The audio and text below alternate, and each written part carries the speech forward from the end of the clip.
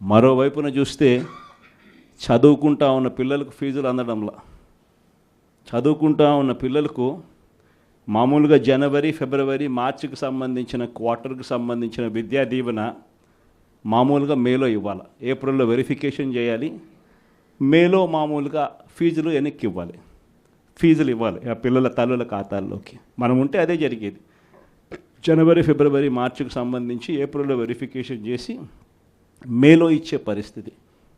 కానీ మొట్టమొదటిసారిగా every quarter, అంటే ప్రతి 3 నెలలకు ఒకసారి మన హయాంలో చదివించే తల్లిదండ్రుల ముఖంలో చిరునవ్వు చూస్తూ, ఏ పిల్లాడి చదువు కూడా ఆగిపోకుండా అడుగులు వేస్తూ ప్రతి 3 నెలలకు ఒకసారి మనం ఫీజులు ఇస్తూ ఉన్న కార్యక్రమం విద్యా దీవెన, వసతి దీవెన కింద మనం ఇస్తూ ఉంటే, ఈరోజు మొట్టమొదటిసారిగా జనవరి, ఫిబ్రవరి, మార్చి బాయ్, ఏప్రిల్, మే, జూన్ బాయ్, జూలై, ఆగస్ట్, సెప్టెంబర్ బాయ్, అక్టోబర్, నవంబర్, డిసెంబర్ బాయ్, మొత్తం 4 క్వార్టర్స్కి సంబంధించిన ఫీజులు 700 కోట్లు ఇంటూ 4 అంటే 2800 కోట్లు డ్యూ.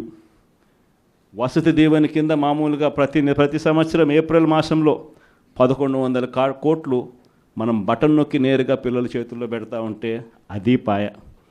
మొత్తానికి విద్యా దీవెన, వసతి దీవెన కింద 3900 కోట్ల రూపాయలు చంద్రబాబు నాయుడు గారి ప్రభుత్వం వచ్చిన తర్వాత ఫీజులు అందక మొట్టమొదటిసారిగా పిల్లలు చదువులు మానేస్తూ ఉన్న పరిస్థితి ఈరోజు కనిపిస్తూ ఉంది. మొట్టమొదటిసారిగా